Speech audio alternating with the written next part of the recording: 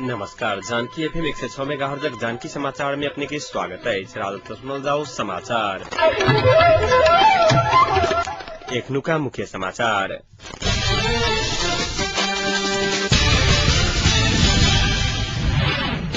वैध समूह जारी शांति प्रक्रिया संविधान निर्माण कार्य अवरुद्ध करा के षड्यंत्र में लागल गजुरेल के आरोप। जनकपुर में चैत 17 गते से 3 दिनक कबीर विश्व विराट संत सम्मेलन महाकुंभ के आयोजन होगा लागल।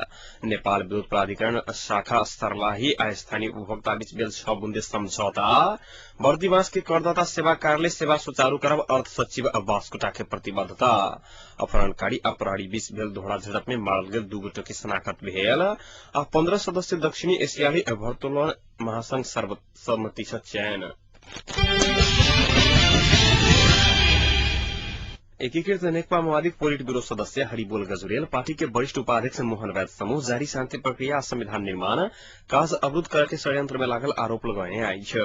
रिपोर्टर्स क्लब आय राजधानी में कहने साक्षात्कार में गजुरेल अंतिम समय में आयोग प्रधानमंत्री डॉक्टर बाबूराम भट्टराई के राजीनामा मांगे के काज शांति संविधान निर्माण के काज के समाप्त कर रहल दावी केने आई है। गजुरेल वैद समूह शांति संविधान विरोधी भेल आरोप समेत लगाने आई है। नेता गजुरेल राष्ट्रीय सहमति के विकल्प तैयार नहीं कर प्रधानमंत्री राजीनामा नहीं देते स्पष्ट करैत केंद्रीय समिति बैसार में वैद समूह कहने सन प्रधानमंत्री राजीनामा देव के विषय में एकेन्द्र कोनो विमर्श नहीं भेल बतौने छलैथ। माओवादी जेठ 14 भीतर में शांति प्रक्रिया निष्कर्ष में पहुंचाकर संविधान निर्माण कर प्रतिबद्ध रहल उल्लेख करैत वो माओवादी के आशंका नहीं कर आग्रह समेत करने छलैथ। राष्ट्रसंघ महासचिव वान की मुनक भ्रमण रोक कुलचंद्र गौतम लगायतक मानवाधिकारवादी सब राष्ट्रद्रोही भेल बतबैत नेपाली जनता ओहन राष्ट्रद्रोही के कोनो भी हालत में नहीं छोड़त गजुरेल चेतावनी समेत देने छलैथ।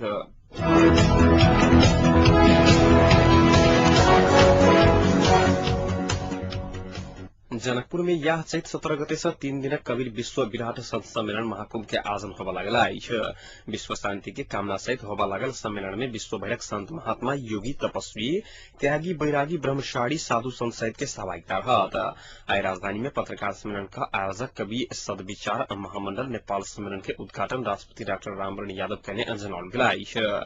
गुरु कबीर साहेब के आध्यात्मिक दर्शन आ बहु उपदेश अनुसार के शांति आ मानव कल्याण के लिए सम्मेलन के आयोजन कल गेल। पत्रकार सम्मेलन में संयोजक राम गोविंद यादव जानकारी देते छलखिन।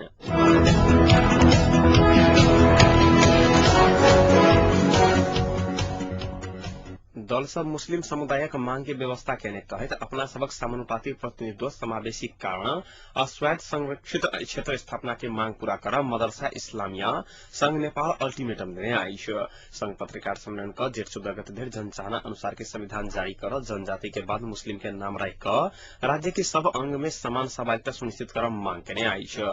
पत्रकार सम्मेलन में मुस्लिम बाहुल्य क्षेत्र के जनता के चाहना अनुसार स्वायत्त क्षेत्र व संरक्षित क्षेत्र घोषणा कर संविधान में मुस्लिम के हक संबंधी अलगे व्यवस्था कर सेहो मांग केने आई है।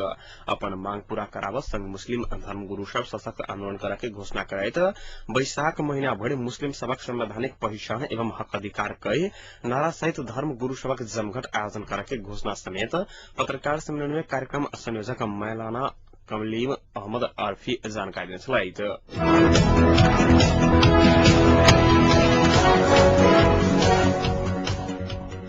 स्थानीय विद्युत उपभोक्ता भोग रहल समस्या निराकरण करे के उद्देश्य से आज सर्लाही के लालबंदी स्थित नेपाल विद्युत प्राधिकरण प्रशाखा स्थानीय उपभोक्ता बीच विभिन्न 6 बुंदे समझौता भेल है। स्थानीय राजनीतिक दल तथा नागरिक समाजक प्रतिनिधि तथा पुलिसक उपस्थिति में प्राधिकरण प्रशाखा के प्रमुख मोहन सिंह आ स्थानीय उपभोक्ता बीच भेल 6 बुंदे समझौता में पुरान निवेदन के 15 दिन भीतर में मीटर जटान कर देवा के प्राधिकरण कार्यालय फील्ड भीतर कोनो भी विद्युतीय सामग्री के बिक्री वितरण कर नहीं पाओ जात।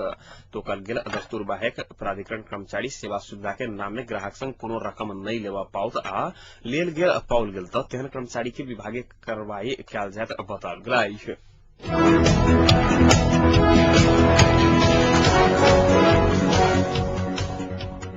अर्थ सचिव कृष्णहरि बास्कोटा आई मोहतरी के बर्दीबांस में रहल उद्योग वाणिज्य संघ शाखा के प्रतिनिधि संघ छलफल क बर्दीबांस के करदाता सेवा कार्यालय सेवा सुचारू कर प्रतिबद्धता जनाउने आई छ। बास्कोटा कर कार्यालय स्थापना के क्रम में विभागीय प्रमुख चंकमणि शर्मा के यथाशीघ्र सेवा सुचारू कर निर्देशन देने आई छ।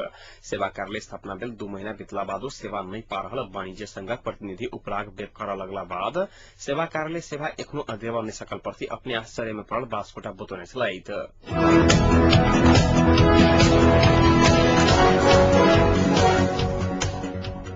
नेपाली कांग्रेसक सभापति सुशील कोइराला शांति प्रक्रिया निष्कर्ष में लाग समय में नया संविधान जारी करे के पक्ष में अपने क्रियाशील रहला बादो शांति प्रक्रिया में आकर एखन बाद अटकल बतौने छलैत। अपन निरावास महाराजगंज में आय भोर जेसीस के ज्ञापन पत्र बुझला बाद संचारकर्मी सब संग बातचीत में सभापति कोइराला शांति प्रक्रिया निष्कर्ष में नहीं लागत है देश में संविधान जारी होबन नहीं सकल दावी करने छलैत। नया संविधान जेठ 14 गते भीतर जारी कर नेपाली कांग्रेस संघर्ष कर रहल उल्लेख करे सभापति कोइराला विगत में बेल सहमति कार्यान्वयन में एकीकृत नेकपा माओवादी चाँक नहीं देखावा सकल बतौने छलैत। उपसभापति रामचंद्र पौडेल शांति प्रक्रिया के बाँकी किछु विषय अगाडि बढ़ावा पत बतबैत शांति प्रक्रिया में होवाला सहमति के आधार पर संवैधानिक विवादित विषय निष्कर्ष में लगावा पड़ के धारणा व्यक्त करने छलैत। नेपाल जेसीस के अध्यक्ष तीर्थशंकर भट्ट शांति या संविधानक लेल प्रमुख दल सबके दबाव स्वरूप ऐसे पहिने माओवादी के अध्यक्ष पुष्पकमल दाहाल और नेकपा एमाले के अध्यक्ष झलनाथ खनाल के ज्ञापन पत्र बुझाएर चुकल जानकारी देने छलखिन।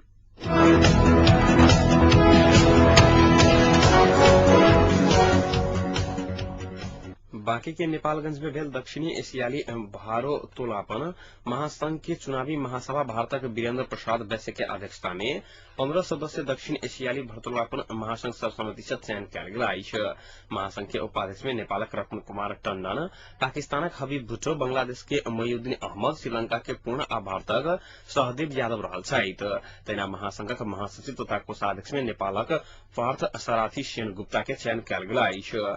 सदस्य में अफगानिस्तानक अजान कोही के चयन करने महासंघ कार्य समिति का 6 सदस्य बाद मनोनयन करके जनाव गया। चुनावी महासभा में दक्षिण एशिया के नेपाल, भारत, बांग्लादेश, पाकिस्तान, श्रीलंका, अफगानिस्तान का भारोत्तोलन संघक पदाधिकारी सब सहभागी छल।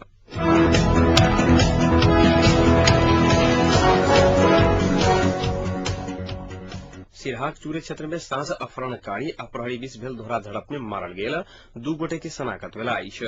जिला प्रहरी कार्यालय सिरहाक प्रहरी उपरीक्षक राजेश्वर लाल कर्णक अनुसार प्रहरी कार्रवाई में मारल गेल सिरहा के लालपुर गांवी से 4 टोटके के करीब 27 वर्षक संजय शाह असनपुर 7 में डेरा लकर रही रहल 25 वर्षक रमोद सिंह रहल छथि।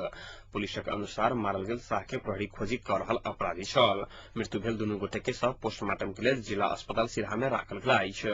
प्रहरी उपरीक्षक कर्णक कमांड में खटल पुलिसक टोली संग फुलबरिया गांवी से 1 ननुआ में रहल जंगल क्षेत्र में सांझ करीब 6:30 बजे देश अपहरणकारी सब संग दोहरा भिड़ंत भेल छल। या चैत 4 गते दिन सांझ गोलबाजार से आसुपुर अम्बलकवा 3 स्थित घर में मोटरसाइकिल से घर फिरता भरल क्रम में मोटरसाइकिल सहित अपहरण में पड़ल अम्बलकवा 3 के विजय शाह के अपहरण मुक्त करावा के क्रम में भिड़ंत भेल छल। भिड़ंतक बाद पुलिस अपहरित शाह के मुक्त करौने छल।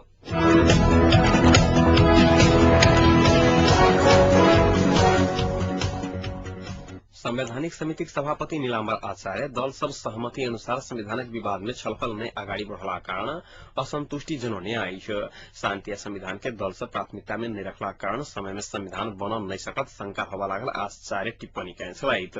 समिति सभापति आचार्य संवैधानिक समिति के बैसार में दल सब कहने प्रतिबद्धता अनुसार छलफल नहीं कला कारण वो सब एखनो गंभीर होबा नहीं सकल देखल गेल बतौने आई छ। आचार्य आप 10 दिन भीतर आधार तैयार नहीं भेल तो संविधान बना के आधार समेत समाप्त हैत बतबैत एहि पर ध्यान देव दल सबके आग्रह केने छलैत। दल सब गंभीर भऽ कऽ आगाड़ी बढ़ल तऽ एखनो संविधान जारी कयल जा सकैया आधार पेश करैत आचार्य संविधान नहीं बनल तऽ देश थप आश्चर्य में धकलायत समेत बतौने छलैत।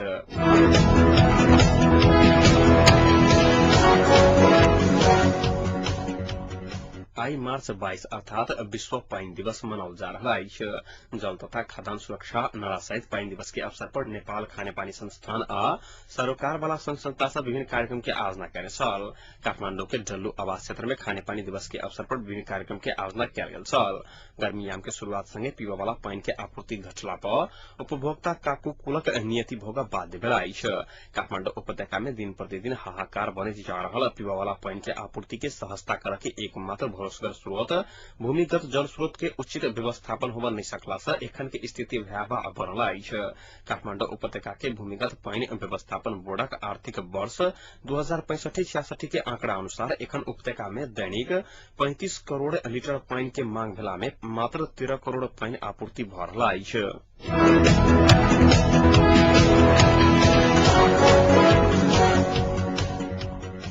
दाङ के तुलसीपुर स्थित नयाँ बस पार्क में रोइका राखल गेल एकटा बस में बम विस्फोट भेल अछि। विस्फोट से एक गोटे सामान्य घायल भेल अछि। घायल के नाम आ ठेगाना खुजल नहीं सकल अछि। विस्फोट से बस में सेहो क्षति पहुंचल पुलिस जनौलक अछि। विस्फोट आई 1:30 बजे दिस भेल छल। तुलसीपुर से सल्यान के क्रम में काभरे जयबाक तैयार में रहल लू 14681 नंबर के बस में विस्फोट भेल इलाका प्रहरी कार्यालय तुलसीपुर जनौलक अछि।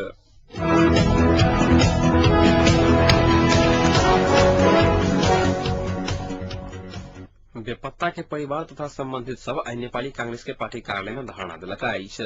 पीड़ित परिवार कांग्रेसक सानेपा स्थित पार्टी कार्यालय में भोर 11 बजे से 1 घंटा धरना दिलक अछि। बेपत्ता के अवस्था सार्वजनिक करबाक, बेपत्ता भेल सब ऊपर न्यायिक छानबीन होबा के, एहि के लेल आयोग गठन होबा परबाक सहितक मांग राखि बेपत्ता योद्धा परिवार समाज नेपाल काल्हि से पहिल चरण के आंदोलन शुरू कयने अछि। ओ सब काल्हि एकीकृत नेकपा माओवादी पार्टी कार्यालय में धरना देने छल। तहिना काल्हि शुक्र दिन नेकपा एमाले के पार्टी कार्यालय में धरना देबाक कार्यक्रम रहल समाज जनौलक अछि।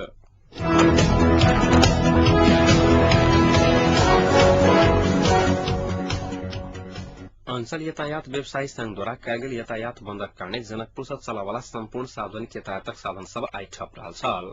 सवारी दुर्घटना के क्रम में चालक ऊपर सरकारी वकील गलत दफा प्रयोग का मुद्दा दायर करने कहैत संघ आई से अनिश्चित काल के लेल सार्वजनिक यातायातक साधन बंद करने छल। संघक आह्वान में कयल गेल यातायातक बंदक कारणे जनकपुर से चलय वाला लंबा तथा छोट दूरी के सार्वजनिक यातायातक कोनो सवारी साधन चल नहीं सकल अछि। सवारी साधन बंद भेला से यात्री सबके अपन गंतव्य तरफ जावा में कोई कठिनाई के सामना करऽ पड़ि रहल छैन। ना 2 ख 3407 नंबरक बसक चालक दिनेश चौधरी के सरकारी वकील गलत दफा प्रयोग क अनावश्यक रूपेण थाना में रखबने कहैत अनिश्चित काल के लिए यातायात बंद कराओल गेल संघक अध्यक्ष तेजनारायण चौधरी जानकारी देने छथि। विगत अघन 20 गते जनकपुरक मझलिया में अही बसक ठक्कर से एक गोटे के मृत्यु भ गेल रहैक।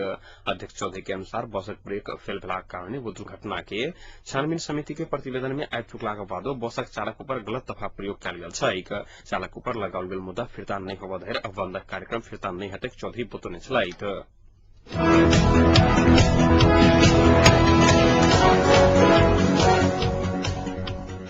अब तापक्रम एखन जनकपुरक तापक्रम 30 डिग्री सेल्सियस रहल अछि।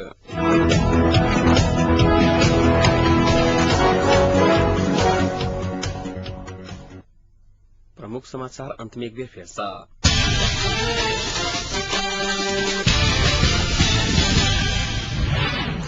वैद समूह जारी शांति प्रक्रिया संविधान निर्माण काज अवरुद्ध करके षड्यंत्र में लागल गजुरेलक आरोप। जनकपुर में चैत 17 गते से 3 दिनक कबीर विश्व बिहार संत सम्मेलन महाकुंभ के आज न होबा लागल। नेपाल विद्युत प्राधिकरण प्रशाखा सर्लाही स्थानीय उपभोक्ता बीच भेल 6 बुंदे समझौता। बर्दीवास के करदाता सेवा कार्यालय सेवा सुचारू करब अर्थ सचिव बासकोटा के प्रतिबद्धता। अपहरणकारी आ प्रहरी बीच भेल धोड़ा झड़प में मारल गेल 2 गोटे के शनाखत भेल। आ 15 सदस्य दक्षिणी एशियाली भारोत्तोलन महासंघ सरस्वती से चयन।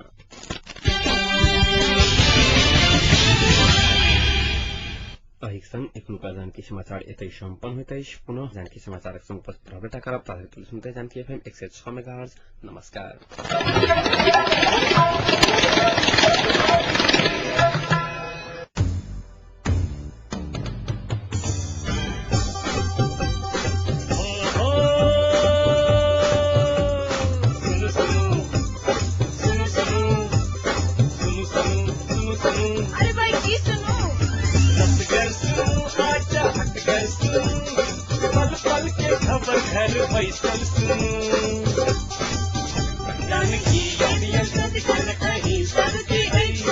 मन माटी कपन बात ऐसा सुनो जानकी।